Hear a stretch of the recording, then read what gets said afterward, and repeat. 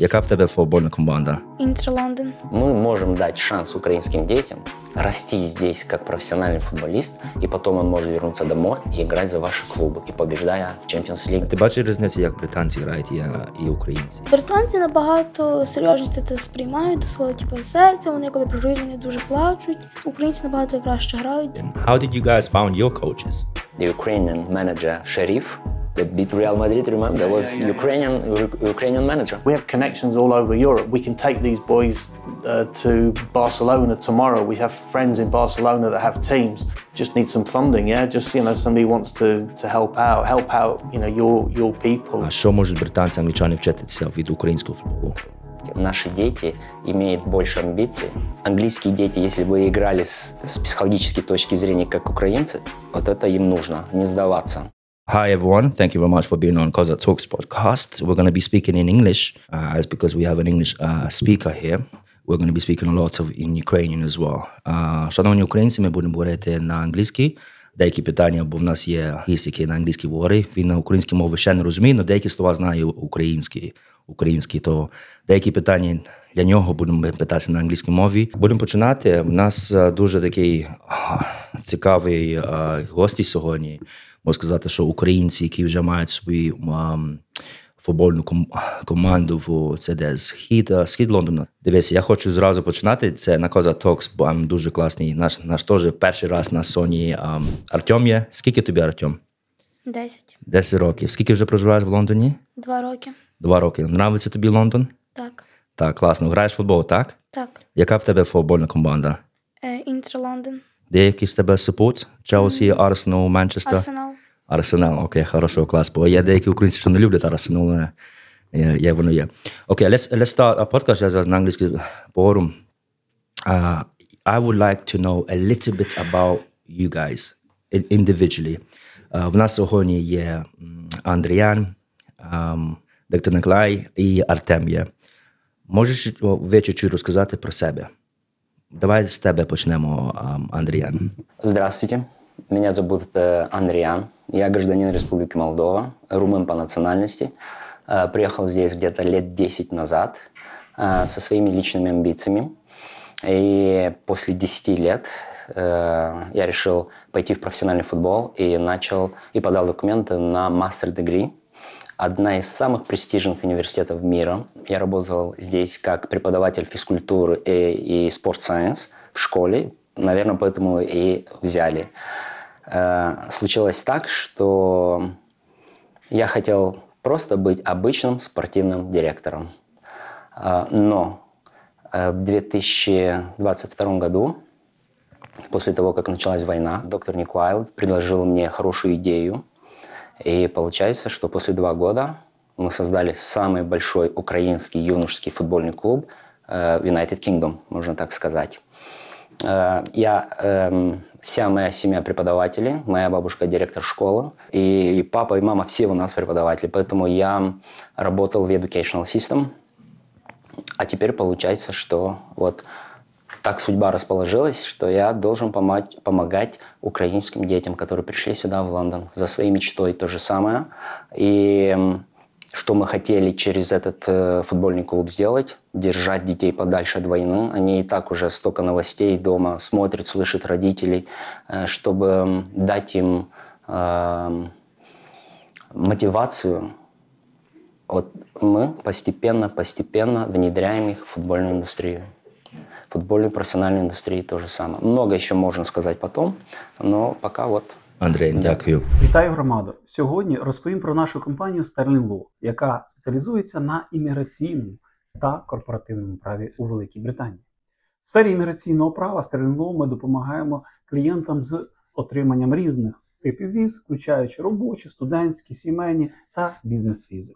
Компанія також консультує щодо отримання постійного місця проживання та громадянства Великої Британії. Ми можемо пишатися своїми численними перемогами та визнанням у галузі, так як ми входимо до провідних юридичних рейтингів, таких як Legal 500, де нас визначають за високу якість обслуговування та професіоналізм. Якщо вам потрібна професійна юридична допомога, звертайтеся до нас, адже ми прагнемо досягти найкращих результатів для своїх клієнтів. I would like to ask you the same question. Could you do a little bit introduction of yourself, and then we're going to start through the main topic. Okay, so yeah, I'm Dr. Nika Wайлда. I'm originally from Sheffield. I was the Dean of School for the Global Institute of Sport and Youth FB at Wembley Stadium, where Andrew is one of my students. So I'm a specialist in sports management, sports marketing.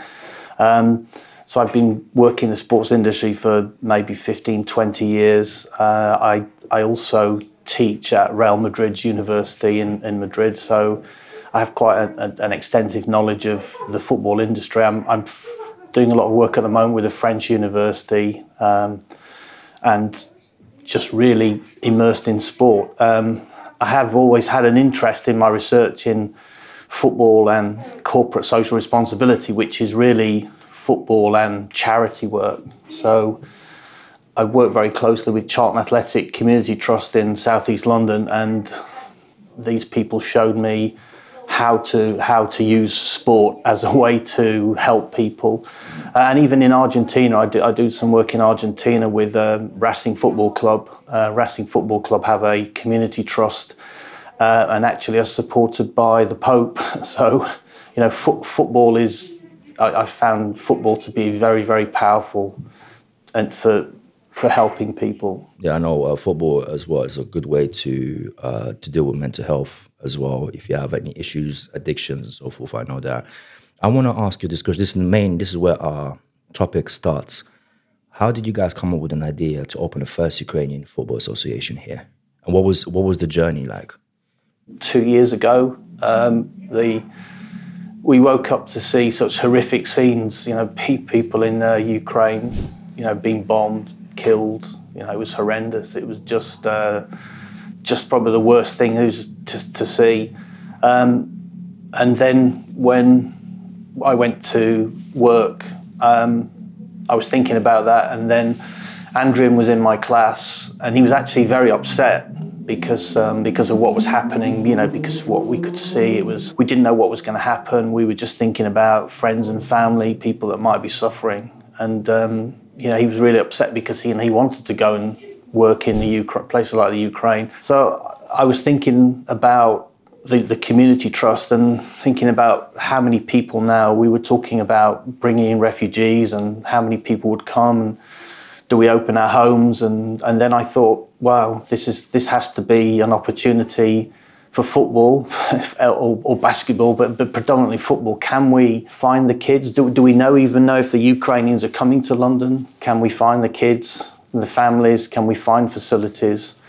But you really need somebody who's got a passion and cares about people. And this was Andrew, and so I mentioned the idea to him, and he thought about it. You know, you need, this isn't an easy thing to do to find, first of all, to find Ukrainian people, find out where they are. Then you need money, you need sponsors, you need somewhere to play. You know, it's very, very difficult. And luckily, my boss, Brendan Flood at the Global Institute of Sport, was running a competition, and I said to Andrew, why don't you put together this is a business, I think this is a great opportunity to get some funding. So he very quickly put together a case, and he got some funding, he won the funding, and I think it really hit home to the owner, to Brendan and his directors, because, you know, at the end of the day, we're all, you know,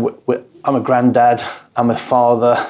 You know, you have to help people, don't you? Know, whichever country they come from, you can't just sit back and watch people suffer. So it's really down to Andrew. And, you know, it was my idea, but I couldn't do that. I couldn't do what he's done. So he's decided that he wanted to help people. You know, decided he was putting them first, and so we're so proud that he was able to do this, and we support him where we can. But with him, and I think also, I think it's the coaches, isn't it? The coaches that are good, and I think also that the parents, you know, the parents of the children as well. They put in so much time to help, and you know, they're also passionate as well. So you know when you guys opened it, how did you guys start finding the Ukrainian communities here?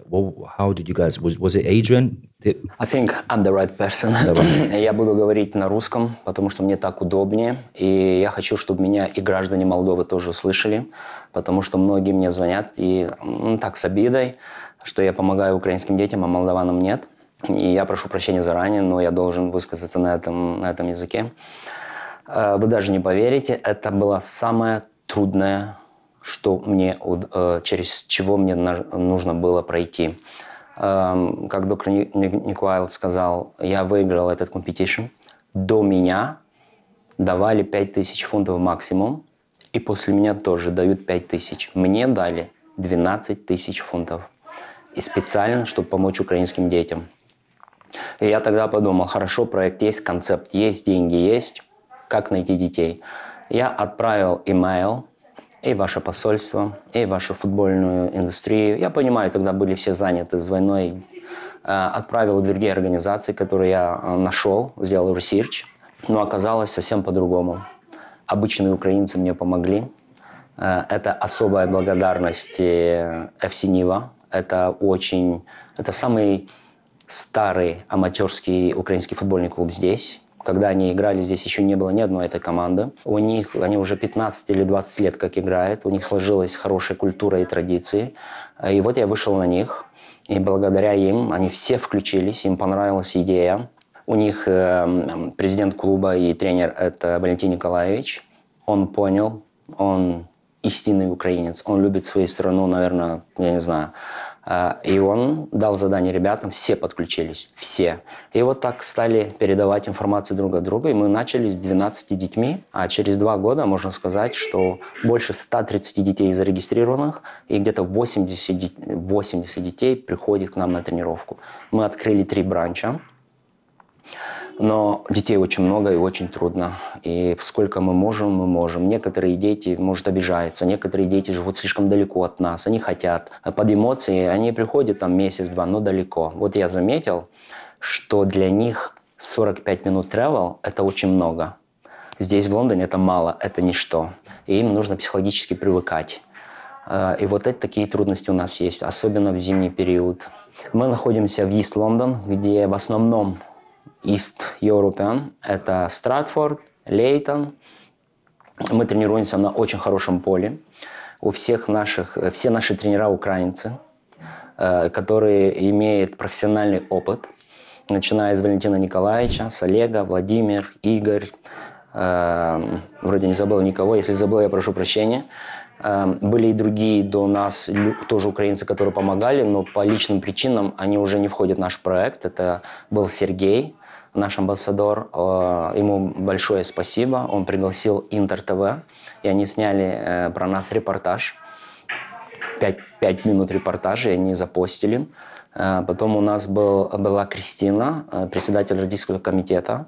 И вот так все вместе собрались в такой дружной команды. А сейчас еще и другие люди подключаются. Теперь Кристина по личным причинам, она не с нами. Вместо нее Лиана. И вот так мы растем. И мы создали и родительский комитет, и дисциплинарный комитет. Мы создали очень крутую организацию. Но что я хочу самое главное сказать, у нас очень хорошая атмосфера. Все дружелюбные. У нас просто прекрасно себя чувствуют там и дети, и мы взрослые. У нас где-то 8 человек. Став. Я знаю, що ти можливо сказати, що тільки одна організація, як ви зараз займаєтеся футболом. Никто з українців це не займається, що ви робите? Нет, мы, к сожалению, единственные. Официально никого нет. Есть разные дети, украинцы, которые попали в разные английские клубы. Но так, что была отдельная организация украинская, нету. Ми єдинственні. Ти зробив дослідження, зробив маркетинг, тут взагалі нікого нема. Нет, а як ви відрізняєтеся від других організацій? Як ви відрізняєтеся? What's the difference with you guys, with different organizations? Очень хороший вопрос. В основном проблема у наших детей, когда они попадают в разные футбольные клубы, они не играют официальные игры каждую субботу или каждый уикенд. Они платят довольно большие деньги, они ходят регулярно на тренировок, но они не играют. Им говорят, ты еще не готов. Плюс у них барьер английский язык, они не понимают instruction от тренеров, поэтому они сидят в основном как запасные, а у нас наоборот. Мы на первый уровень используем футбол как educational метод. Мы не выбираем самых лучших. Мы всем будем давать шанс играть официальные игры и делим поровну минуты. Для нас самое главное через футбол воспитать порядочного гражданина, потому что они на поле, они растут как персоналити. Они там учатся принимать решения. Они будут проигрывать важные игры, они будут плакать, но они поймут, что в жизни иногда вот это есть. Ну, проиграл, и что?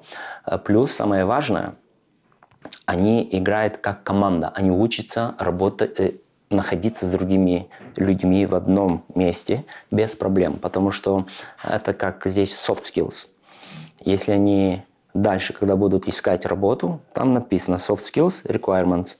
Вот через футбол они это и получат. Потому что у них есть иллюзия насчет профессиональной академии, мы поговорим позже. Но в данный момент все дети, которые к нам приходят, у нас не будет проблемы, что кто-то играет, не играет. Мне звонят и молдаване и спрашивают, говорит, что мне делать с этим, ругаться или не ругаться? Я говорю, а в чем проблема? Он говорит, я плачу большие деньги, а мой ребенок играет там, может, раз в 2 месяца. А скауты, они смотрят, кто играет каждый раз. Значит, это основа команды. И то, что наши украинские дети сидят на запасных, их никто не видит. Хотя они очень талантливые, честно, вау. Это просто треба шанс давать украинцам. Нужно давать шанс. И поэтому мы решили и сказали так. Мы создали клуб для них, дать им шанс показать себя на поле.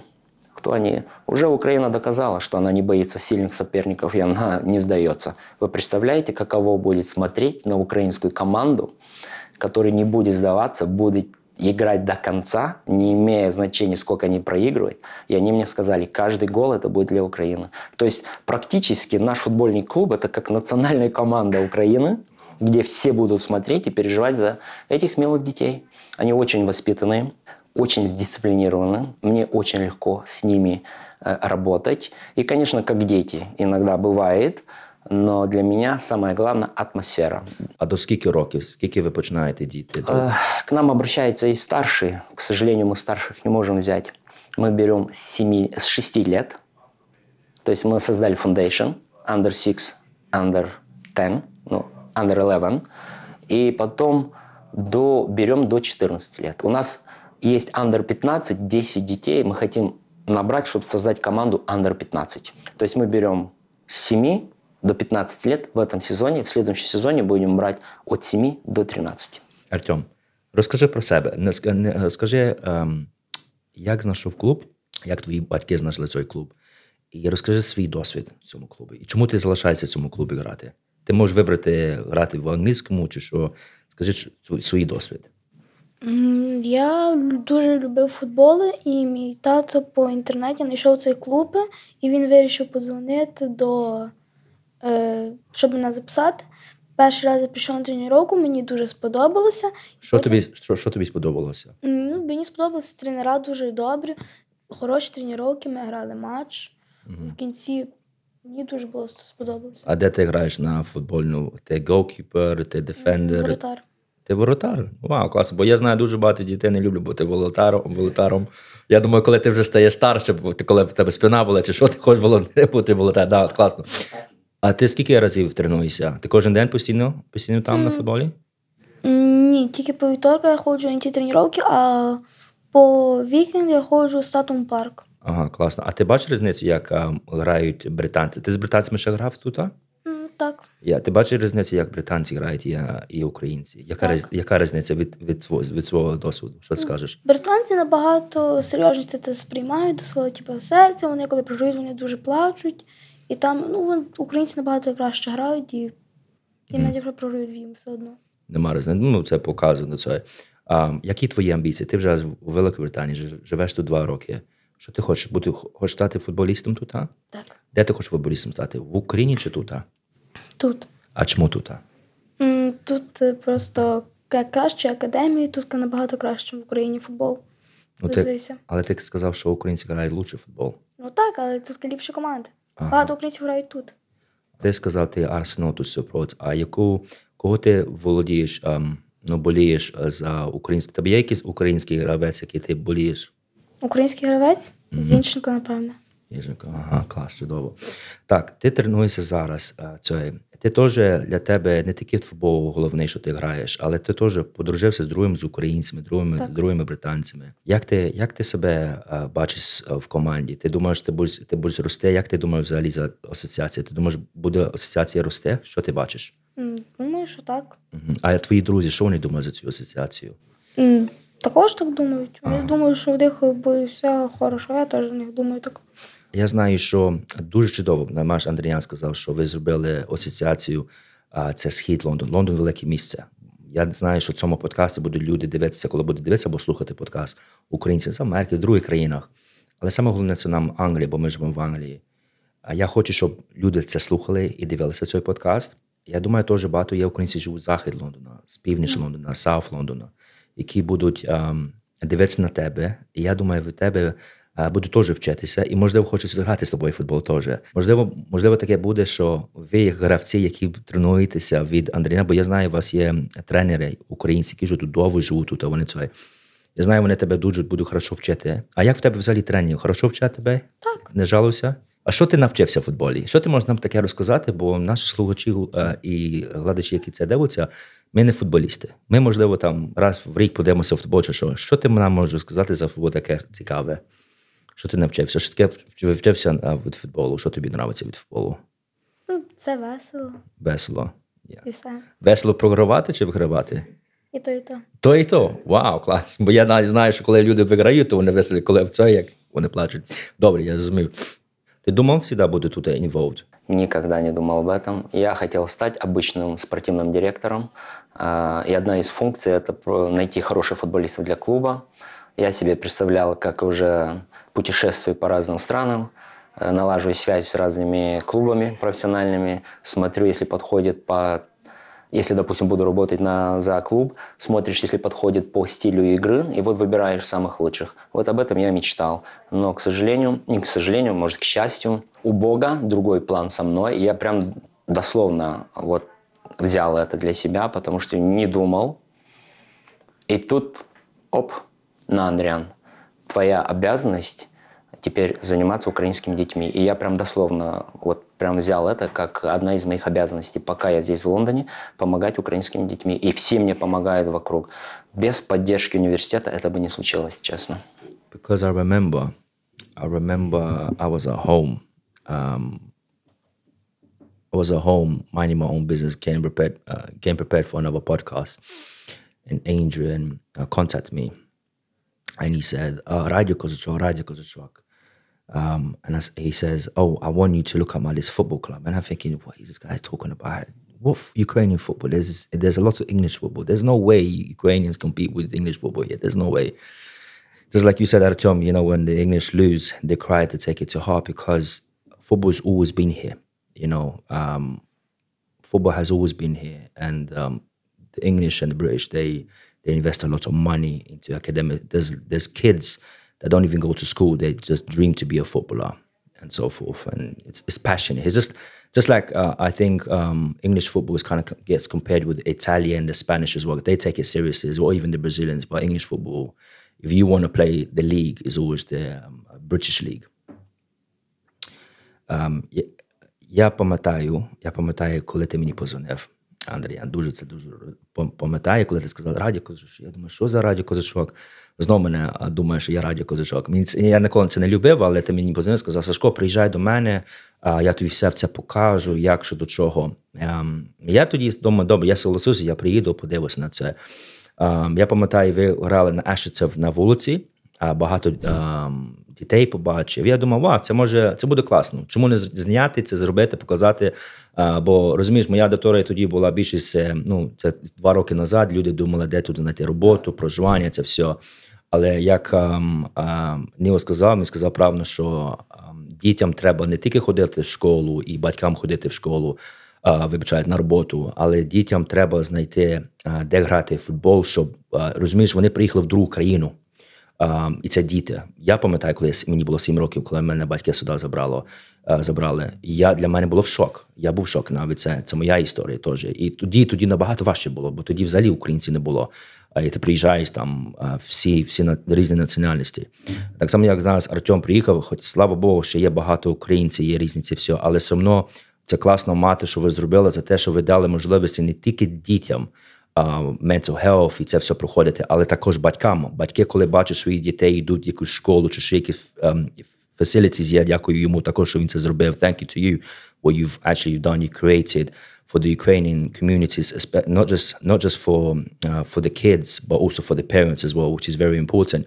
Дуже важливо це зробити, бо в них теж з роботи проходить, вони за дітей думають, як там спонікали, а що буду робити суботу-неділю.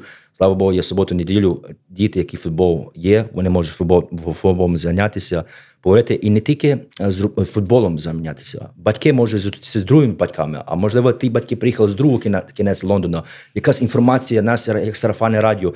Бо розумієте, не всі сидять в соціальні мережі, не всі сидять в тих телеграм-групах, не всі сидять в WhatsApp, не всі сидять на якихось групах, якихось платформах. Є люди, я думаю, саме живе це live communication, not social media. It's great to give some information, але не всю інформацію, розумієш? Я радий, коли я туди приїхав, я зняв відео. Те відео було бомба, бо коли я вкинув в Facebook, і потім ти мені сказав, Сашко, які результати ви отримали. І зараз за 2 роки ви ще більше виросли, багато змінилося. Я розумію, що багато разів, I think many times you wanted to give up, but you guys had a mission, you guys wanted to go. І зараз ви виросли. І я радий, що ви це зробили. І буде нас слухачі і глядачі це бачити, що ви зробили. Це класно, що ви зробили. У мене слідуюче питання. Слідуюче питання.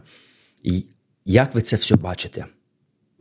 Это ко мне вопрос. Ко мне вопрос. Потому что все и родители меня спрашивают насчет профессиональной академии. Они хотят, то есть, как я вижу наш клуб. Наш клуб, он уже, можно сказать, он как трамплин для детей в профессиональную индустрию, футбольную индустрию. То есть, как мы будем делать? На первом этапе все дети играют поровну local league. East London. Мы там находимся, мы себе. Но у нас есть очень талантливые дети. Вот что с ними делать? И здесь есть Junior Premier League. Это высший уровень для детей, которые не могут играть. И у нас есть все квалификации там регистрировать наших детей. А там ходят скауты. Это не grassroots футбол. И получается, мы там будем делать selection. Это как получается? Если есть... Сейчас многие украинцы играют за другие клубы, но те клубы, даже если английские, они не играют в Junior Premier League, они играют в Local League. Тогда мы будем давать как бы анонс, делать trials, выбирать самых лучших, и пусть они играют в Junior Premier League. А яка різниця від Local League и Junior? Local League это может быть где-то 200 детей. Junior Premier League это National League, там 25 тысяч детей. Эту национальная лига уже знает в Европе. Если у нас ребенок, 2-3 года живет в Лондоне, потом родители решили, пойдем в Поланд или в другую страну, мы регистрируем официально всех детей в футбольной ассоциации. То есть они смогут это доказать. Они пойдут туда, их спросят, вы играли в футбол? Да. Где? В Англии. А в какую лигу? Junior Premier League. Это национальная лига, все в Европе знают. А Local League никто не знает. То есть, Local League, да. Спасибо и за это, что есть Local League. Потому что чем больше лиг, даже если маленьких, чем больше детей будут играть. Это самое главное, чтобы они играли. Потому что, как вот сказали раньше, они приходят сюда, и они не знают друг о друге. А там они встречаются, они уже знакомятся, у них очень много друзей своих украинских, они на день рождения зовут уже друг друга. У нас уже есть казусы, когда один ребенок идет с ночевкой на уикенд к другому в гости. Родитель уже как-то делается мини-группы. Потом еще очень важный фактор. Родители, вы знаете, где работают. Они приходят сюда, не выбирая. Дома, может, они имели высокие посты, а здесь ты должен работать, где есть шанс. И некоторые родители, которые имеют проблемы с работой, они помогают между собой. Они пока дети тренируются, они сидят, общаются. И если у кого-то есть там, допустим, проблемы с работой, они обращаются друг к другу, и они находят друг другу работу. Я хочу сказать, что они очень украинцы очень поддерживают друг друга. Это очень здорово. Родители к нам относятся с большим уважением. Всегда слушают, если мы их просим, допустим, вот это. Но еще одна разница между нами и другими футбольными клубами, вне тренировок мы организовываем разные экскурсии для них, чтобы они были вне школы, вне футбола, без родителей, сами. И мы съездили в Кембридж. У нас еще очень много планов, просто не успеваем. Им это очень нравится, когда без родителей. Они, вы знаете, открывают для себя новые города. Они учатся находиться одному на улице без родителей. Он уже смотрит, то есть им это очень понравилось. Вот это один из главных факторов, который я бы хотел сказать всем, что помимо клуба, помимо просто пришел, потренировался, или игра и пошел домой, нет. Мы их еще будем возить на разные экскурсии вместе, чтобы они подружились. Почему? Потому что, заканчиваешь 9 класс, потом sixth forms или колледж. Им будет легче, знакомясь в наш клуб, вдвоем, втроем пойти либо в колледж, либо в университет. Я сам учился в университете, был один. И мне было трудновато один. А представляете, если было еще 3 или 4 с Молдавии, мне было бы легче. А так, они теперь сидят и думают, так, после 9 класс, куда мы идем, в какой колледж? Вот в это. И они уже вдвоем, втроем, они уже микро-ассоциation можно назвать, они идут вместе, им будет легче там уже чувствуя. Плюс наши дети, играя у нас, они когда попадают в колледж или университет, так они сразу идут в эти команды футбольные. И если они будут играть у нас в Junior Premier League, вы представляете, они сразу попадают в команду колледжа, они популярны на 2-й день, им легче уже завести новых друзей, их будет приглашать там, на разные дни рождения, намного-много легче. Поэтому через футбол мы даем шанс детям адаптироваться намного легче, завести много друзей своей национальности. Как потеплеет, мы будем организовать и для родителей тоже. Вот в воскресенье будем встречаться. Это очень главный, это очень важный социальный фактор. Они приехали сюда, надо держаться вместе. Ребята, мы за границей. Помогать никто не будет. Если мы не будем помогать друг другу, никто не поможет. Вот в нашем клубе родители понимают, дети понимают.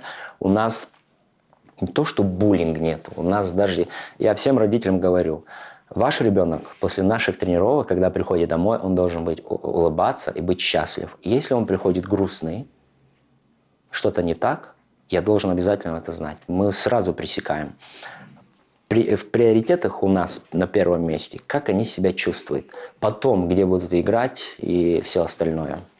А самое главное, как они себя чувствуют психологически. Улыбаясь, дружелюбно, поддержка. И вот этот спирит на поле они должны это показать, чтобы они играли до конца, до конца. Вот не имеет значения, проиграем 10-0, мы играем свою игру до конца, мы показываем свой характер. Украина уже доказала, что она не боится сильных соперников, и она будет до конца идти. Представляете, каково будет смотреть на таких детей, на целую украинскую команду, как они будут рвать там. Поэтому мы заранее всех приглашаем, мы скажем, где мы играем, приходите и смотрите на ваших детей, как они, тем более, если будет под дождем, грязные, рваные, но они не будут сдаваться. Вот это, наверное, есть прелесть футбола. Дякую, Андрей. I've got a question for Dean. In your opinion, what benefits do you think Ukraine as a country would gain from the establishment of clubs like yours in other countries and involving children in the football industry beyond just playing? Yeah, in terms of this model is transferable. Yeah, so you can take it to anywhere in the world. Yeah, so you could take the concept back to the Ukraine, develop clubs over there, or work in partnership with clubs. But the other opportunity there is to think about the business of sport, because sport is global, multi-billion-pound industry, lots of jobs. So what we could do is something along the lines of working with a university or a college to develop their sports business programs, collaborate more with clubs, so create the opportunities for students to study and practice inside the clubs. And think really just about, the British clubs now don't look at the UK, they look in all around the world. So, football is truly global. I'm doing some work for Manchester City. It's called the City Leadership Institute. Manchester City's focus is really just having bases all around the world because they know that if they're going to be the best football club, they have to have representation in every part of the world, to get the best players, and share their good practice. So I think really this model can definitely be transferred. I think also you have to as a country, Ukraine has to think globally. So, the best, I think Andren will possibly talk about Juventus. Juventus have an academy in England. Benfica are going to have an academy in England. So, either a Ukrainian professional club or a private club, we can go to the United States and set one up, or we can set one up here, or we can set one up in Spain. Quite a number of people are doing that. So I think it's really about thinking this is global. I mean, look at your best players. Your best players aren't in the Ukraine, are they necessarily? They're all around the world. And so I think that's what we have to learn from this. I think it's a bit of a political as well. I don't want to go into it, but I'm just going to touch on it a little bit. When you said about a global, Ukraine is not thinking global, I think because of the Russian influence they have and they kind of keep them behind. And also, you said about Ukrainian players playing outside. Now, the reason why they're playing outside is they're probably getting appreciated a lot better, more opportunities, and the money as well. And the money is better outside than it is. And I think Ukraine have to change their circumstances to make the players to say, you know what, I don't want to play.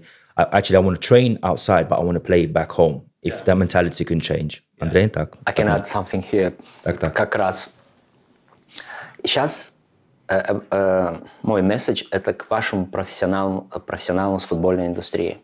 Дома вы вкладываете миллионы в вашей академии и тренируете детей, и потом молитесь поймать контракт, чтобы они играли за границей. Что делается дома? Investment a lot. И где играют ваши дети, украинцы? Тоже дома. Против кого? Тоже против украинцев.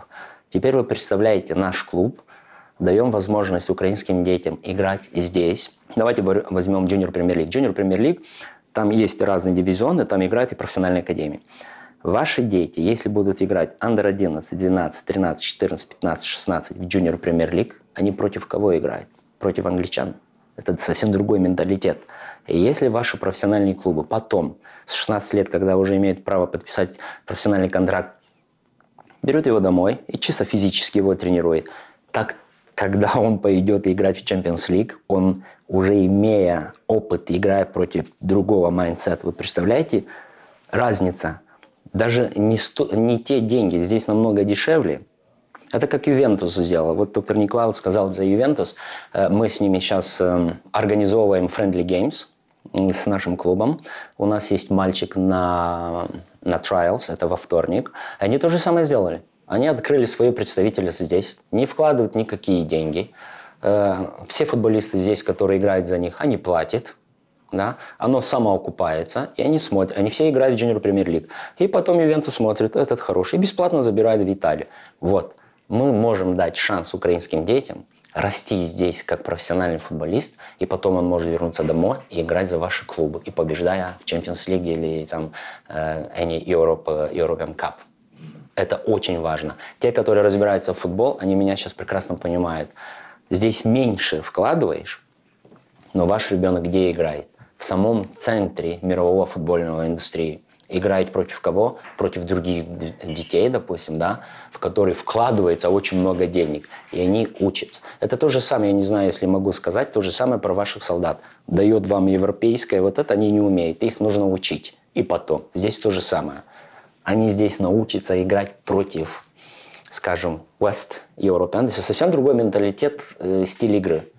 Возвращаясь домой, играя за вашу, у вас тоже очень сильные футбольные профессиональные клубы, так они уже, у них получается футболист, который понимает прекрасно, как играют европейские клубы. Вот в чем разница. Потому что дома он играет против тоже украинца, такой же майндсет. А здесь все наоборот. Вот кто разбирается в футболе, вот если сейчас он меня услышит, он должен, по идее, связаться и сказать, это просто отлично. Мы же не просим денег. Мы просто говорим, вот что мы создали. И кто разбирается, он должен это понять сдалека. Что вот это очень... У мене таке питання запиталось. I just want to ask a question. I will say this in English, and if Dean wants to answer it, it's Dean and also Andrej. We say a lot that Ukrainians can learn from British football. What can the British learn from the Ukrainian football? Ми багато кажемо, що українці можуть вчитися від британського, англійського футболу. А що можуть британці, англічани вчитися від українського футболу? Я так глубоко не знаком с украинским футболом, но я могу сказать, я работаю в школе с детьми-англичанами, и вот наши дети. Наши дети имеют больше амбиций, и они не сдаются так быстро. Вот у английских детей, вот если они проигрывают 5-6-0, ну так себе уже вялые, а нет, украинцы нет, они до конца. Вот у них набрали темп, и они идут. Разница, как они строят игру. Здесь дети строят игру, как их научили. Есть план четкий. То, что я заметил у украинцев, это больше, ну, это мое мнение, может, я ошибаюсь. Я замечаю, что дети больше берут на себя ответственность один. То есть не играют все 11, как нужно. А вот если у него есть шанс, он пытается делать максимум, что он может. И теряет мяч, потому что трое там его заблокируют. Английские дети, если бы играли с психологической точки зрения, как украинцы, вот это им нужно, не сдаваться и не смотреть, что это сильный соперник. Украинцы не боятся сильных соперников. Они выходят, ну, Реал Мадрид, ну и что? Сделаем, что мы можем. Просто разница, как они строят игру. Да, это большая разница. Даже я один раз, я не помню, там 3-4 года назад я был в Челси и смотрел «Динамо Киев». С Челси это, по-моему, было European, не Champions League, European Cup. И большая разница была, как атакуют украинцы и как атакует Челси. Украинцы пытались защитить себя и были очень предсказуемы. А Челси нет. Они всегда пытались быть креативными. Вот это мне сразу бросается в глаза. А то, что мы можем взять, то, что наши дети могут взять у английского футбола, как построить игру, communication между ними, и вот эта креативность. То есть in the way you see a football game. Это большая разница. I think also for me is that we can, if you're serious about football coaching, you travel the world to find the best coaches. You don't believe that the best coaches are in your country, so we need to find out, how do they produce in Ukraine? How are they producing players? You've got a player that's sold for 90 million, 100 million euros. You've got Zinchenko, who's played for two of the biggest clubs in the world.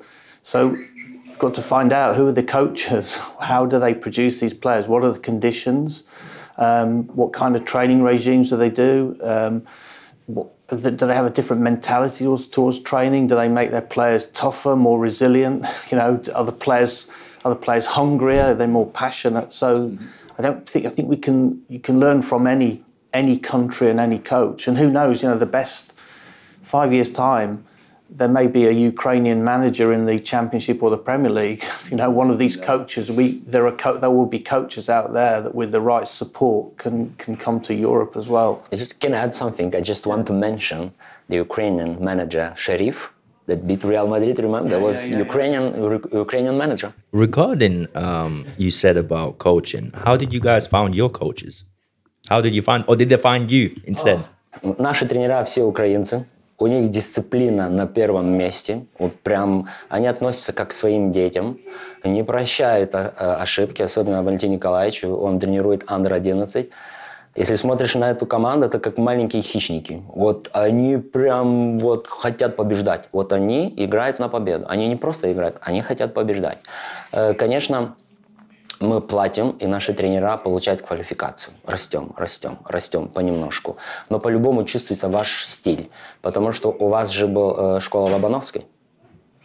Если вы знаете, Лобановский побеждал тогда, и Барселону побеждал. И когда ты смотришь, как они играли, Лобановский играл 4-4-2, у него были вертикальные пасы, центр-бэк. Это тогда была новинка. И плюс он еще подходил с science.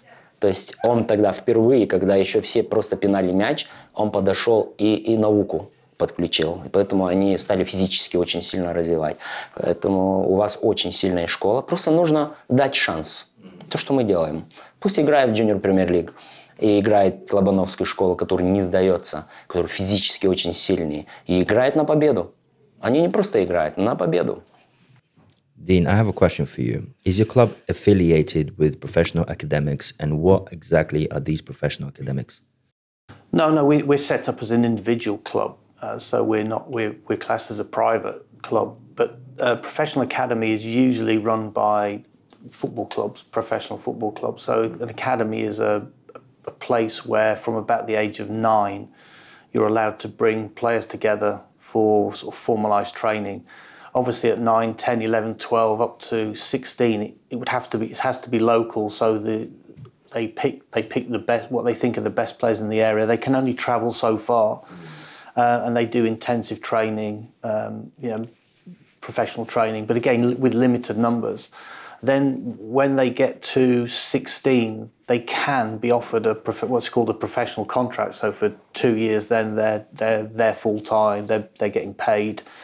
They're training. They're getting some education, and then by the time they're 18, the club will have decided whether or not they're good enough to keep, and the vast majority, 99.9%, will be released. They'll be told at 18, you can't play. You can't play for us. You'll have to go and find a club. So there could be hundreds and hundreds released. So that's the professional academies. But there are a lot more now private academies. So we can set up a private academy. We don't need a professional organisation. We don't need a professional football club. So, as I said, we can we could set up a Ukrainian academy if we wanted here. But we would need finance. We would need a home. We'd need to be able to be on that campus at least, maybe 20 hours a week. So you can see that for a football club, it's expensive, but it's worth it because they're investing. I think one of the problems with them is that they, from a very young age, they raise the expectations of the parents and sometimes the children. So, an 11-year-old who's in the Arsenal academy is a long, long way from ever playing football for Arsenal, but that's not sometimes the impression they get. And so all along the way, they're going to be dropping out. A lot drop out, 11, 12, 13. They don't like it. It's too competitive. But there are more professional private organisations, and a lot of football players now are setting up their own academies. I think Steven Gerrard set one up in Spain. So it's the people that don't get into the professional academies that get into their academies. So again, it's the same thing. The expectation is that some of those players will become professional. So, even if you're released at 18, you still have the opportunity to train with another club and sometimes make it. So that's the difference. So we're not attached to a professional club. I wanted to ask you, step by step, someone finds you online through someone. What is the step of joining your club? And is there fees involved? Як в твоєму клубу люди знаходять твій клуб через онлайн, через когось, які промежутки, і чи там мені треба заплатити якісь фіз гроші? Очень легко, если они нас находят. Мы отправляем всех к Лиане. Лиана у нас welfare officer нашего клуба и председатель родительского комитета. Лиана их регистрирует, дает контракт, регистрирует, и потом по возрасту определяем, в какую команду. У нас есть Артур, он секретарь, он берет ребенка и отнесет в правильную команду. Потом тренер знакомится с ним и представляет команде. Все легко, очень легко. Все на украинском языке. Стоит 30 фунтов сейчас, 30 фунтов в месяц, и тренируемся 1 раз в неделю. Родители хотят и 2, и 3 раза. Это все насчет денег. У нас сейчас спонсора нету. Мы особо и не искали, если честно. Пока родители все покрывают. Но если нужно 2 раза играть или больше, то уже это слишком много будет для родителей. У нас есть родители, 2 сына. Когда мы начнем играть, это будет стоить 55 фунтов. 1 раз тренируешься и 1 раз играешь. Если 2 раза тренироваться и еще 1 раз играть, 3 раза в неделю, это семипрофессиональный уровень.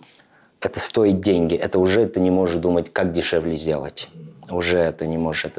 Но если это так будет, это будет где-то 85 фунтов на ребенка. Некоторые клубы, которые уже есть спонсоры, может, они чуть дешевле делают, но мы не можем дешевле. Вот это лимит наш. Если 2 ребенка, представляете, в семье 85, почти 200 фунтов. А в основном наши родители, они бедные, работают на обычных работах. С утра до вечера, куда отправлять имейл, в какие клубы, и клубы тебе не отвечают сразу, и все на английском, поэтому я считаю, что у украинской нации сейчас уникальный случай в футбольной индустрии, когда такие люди, вы представляете, как нам повезло, что наш борд-директор, это доктор Ніка Вайлда, мистер Энди Голдинг, он преподает в моем университете, у него international reputation, и мой коллег Ник Уолтон, он закончил distinction. И вот они за сценой помогает нам поднимать, используя все их ресурсы, все связи. И университет тоже. Вот буквально вчера президент мистер Брендер Флуд написал сообщение и спросил: Андриан, как украинский проект? Я когда отправил ему информацию, я даже слишком много уже было. То есть таких людей иметь рядом с тобой, которые тебе будут открывать все двери, это уникально просто. И нету ни одной нации, которые сделали для своих детей клуб, зарегистрировали Junior Premier League, допустим, имея таких директоров с большими связями. Мы еще, помимо того, что даем им шанс играть на поле, так если они захотят стать тренером, то мы помогаем с колледжем, с университетами. Бесплатно все, мы им помогаем. Кто хочет в футбольной индустрии. То есть мы больше, чем клуб. Это не просто футбольный клуб. Пришли дети, поиграли и пришли домой. Нет. Это значит дружба, связи, нетворк, возможности попасть в разные колледжи. Мы, конечно, будем ходить и в профессиональные академии. Адріан, ти сказав грати. Ви тренуєтеся і граєте. Граєте з ким? Між собою? Я имею в виду, будем играть официально в лигу против других английских команд. А зараз? Зараз ви граєте теж? Нет, сейчас мы не играем. Тільки тренуєтеся? Только тренируемся и делаем friendly games. Ага. Да. А friendly games з ким? Мы находим разные клубы, тоже английские. Вот я сейчас с Ювентусом договаривался. Просто у меня времени, честно, не хватает. А так есть английские клубы местные, чтобы мы уже, понимаете, строить клубы, это не просто набрал детей. Они должны привыкнуть друг к другу, они должны изучать друг друга, как кто играет, им нужно время. И сейчас, пока мы готовим команды, мы будем устраивать вот такие маленькие friendly games, чтобы посмотреть, как наша команда строится. Потому что если сразу собрать детей и выпустить в чемпионат, они будут проигрывать 10-0, 20-0, через 10 игр скажут, а мы не хотим играть. То есть эмоционально упадут. Это не так легко делается. Ты набираешь детей, нужно им время, чтобы они росли, чтобы они привыкали друг к другу. Есть дети, которые, может, там что-то, футбол, толкнул, не толкнул, обиделся. Ты с такой командой не будешь выигрывать. Строить команду – это не просто набрал детей и все. Нужно еще смотреть, чтобы они подходили друг к другу. Им нужно время адаптироваться, им нужно время изучать друг друга. И поэтому мы только тренируемся, устраиваем friendly games и смотрим, кто на какую позицию, как вот так они играют. А теперь через 2 года мы готовы. У нас уже костяк есть. У нас уже есть Under 11, 12, 13, 14. Уже эти команды есть. Under 15 нужно добрать.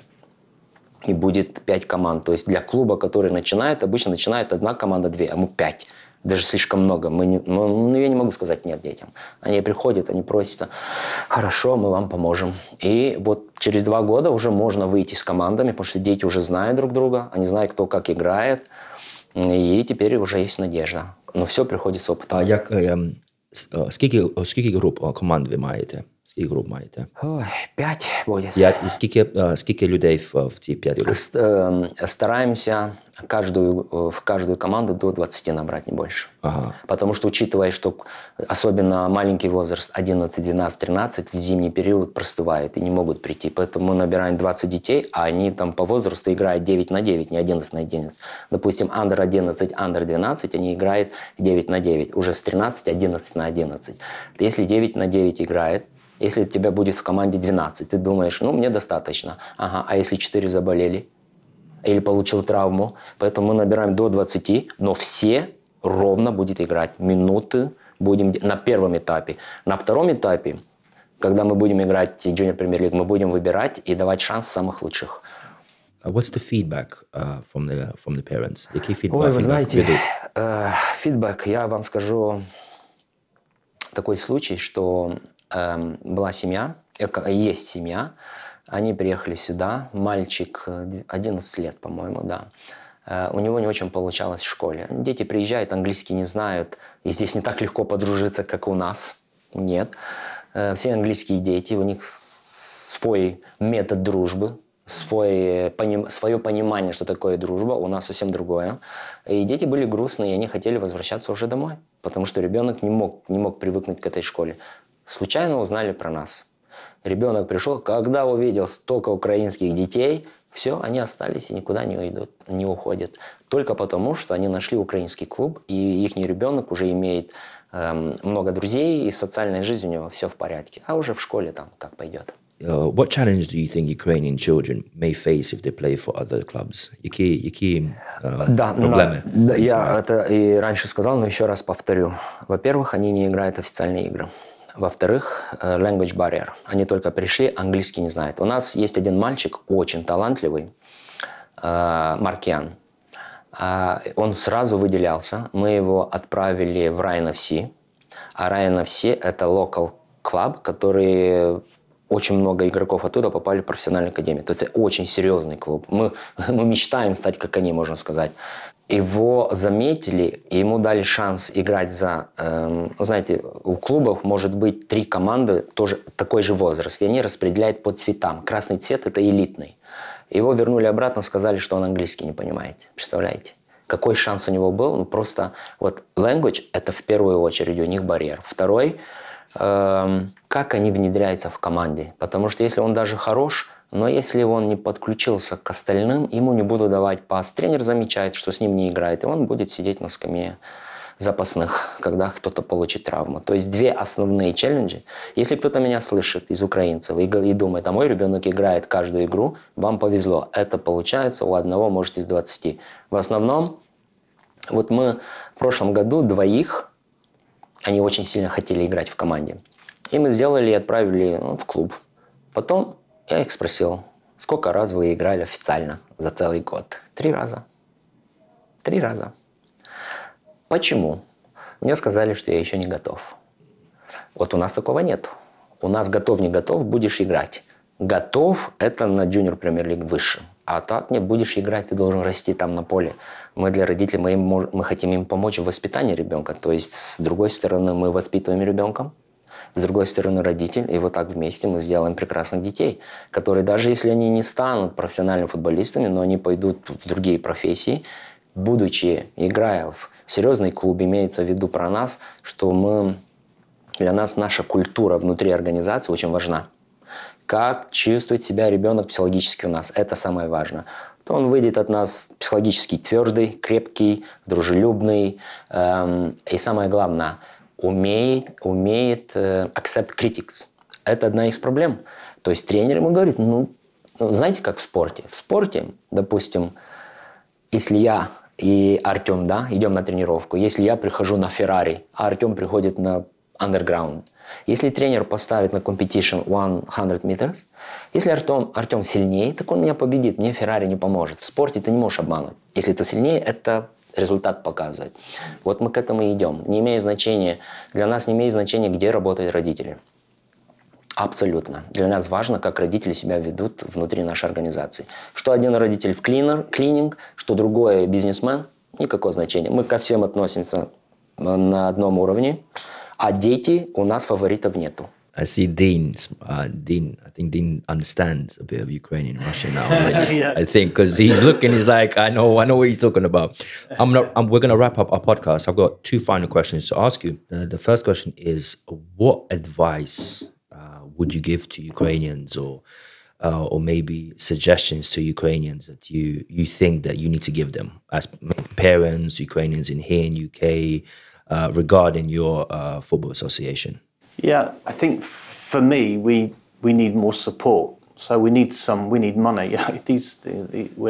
The parents help finance this, but really this is to help this grow and to give the players more opportunities. We need a good sponsor, British or Ukrainian, so somebody could come forward and somebody sees what Andrin and the team are doing here. It's something that's really, you should want to support it. Mm-hmm. Because of what it does and because of what it's achieved. If you think that it's a horrendous situation for 2 years now, what the players, this has changed their lives, hasn't it? Yeah. So just a little bit more money, we can do more. Maybe we can start looking to have more games, expand.